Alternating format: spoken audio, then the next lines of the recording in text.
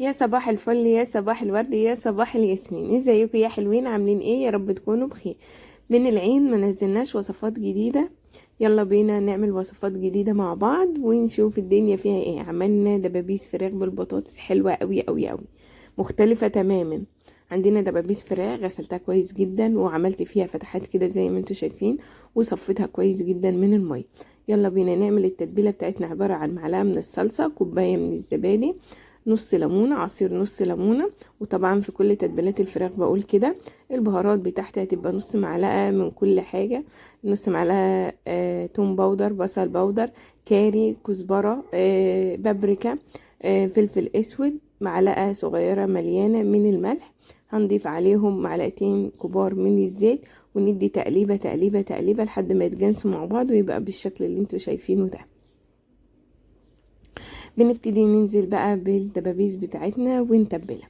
انا كنت متبله الدبابيس دي شوي، يعني ان انا هشويها في الفرن. تمام. فحبيت ان انا اعمل تحتها بطاطس. انا ما تبلتش البطاطس ولا اي حاجه، يا دوب هتشوفوا معايا، ولا حتى حطيت عليها ملح وفلفل. استكفيت بالتتبيله بتاعت الفراخ وهي نزلت عليها.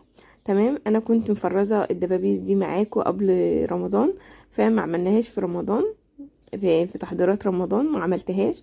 فحبيت ان انا اعملها النهارده.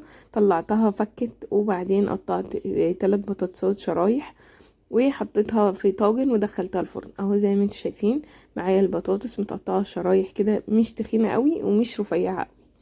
مش حابه تحطي تحتها بطاطس، حابه تحطيها في الصينيه في الفرن تتشوي من غير اي حاجه، مفيش اي مشكله. بس انا بصراحه حبيت ان انا احط بطاطس، بيبقى طعمها حلو. وكمان مش هضطر اعمل حاجه جنب الرز. تمام. ابتديت ان انا ارصها كده زي ما انتوا شايفين، وهستكفي بالتتبيله بتاعتي، مش هضيف اي حاجه ولا حتى ملح. اخدت شويه ميه كده عشان انزل باقي التتبيله على البطاطس. وعايزه اقول لكم ان طعم البطاطس كان خطير. هزود كمان حوالي حبة صغننين خالص من المية كده السخنة زي ما انتوا شايفين. كل المية اللي انا استخدمتها حوالي نص كوباية، مش اكتر من كده. تمام. مش حابه تحطي ميه ما تحطيش، هي كده كده الصوص اللي هيبقى فيها خفيف مش تقيل، يعني مش هيبقى فيها ميه كتير، فاهميني؟ بس هي كده عشان البطاطس تستوي وفي نفس الوقت الفراخ بتاعتنا كمان تستوي. بنغطي طبعا الطاجن بتاعنا او الصينيه بتاعتنا كويس كده زي ما انتم شايفين. بندخلها على فرن مسبق التسخين على درجه حراره 250، من شغال من تحت. وبعد ساعه بفتح بشيل الفويل وبشغل الشوايه، بس هتاخد لون كده زي ما انتم شايفين. يعني هتاخد حوالي ساعة ونص في الفرن وهتكون بالجمال ده. طبعا زي ما انتوا شايفين الفراخ مستوية، طرية مش ناشفة، جوسي.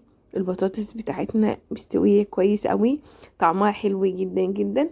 جربوا الطريقة دي حتى مع اي نوع فراخ انتوا حابين، يعني مش شرط دبابيس، ممكن وراك كاملة، ممكن فراخ كاملة. جربوا التتبيلة دي، طعمها حلو جدا ومختلف عن اي تتبيلات احنا عملناها. ودايما بنحب نشكل وننوع في اكلنا، بناخد طعم مميز. نص معلقه الكاري هتفرق جدا في الطعم. انا مش في الطبيعي ان انا بحط كاري، بس لايقه جدا معاها. والبطاطس طعمها مسكر، جنبها شويه رز حبه بحبه او بالشعريه او حتى رز ابيض مع طبق مخلل. وخلاص على كده، بألف هنا وشفا. جربوا الطريقه هتعجبكم ان شاء الله، وان شاء الله ننزل لكم وصفات كتير جديده وحلوه.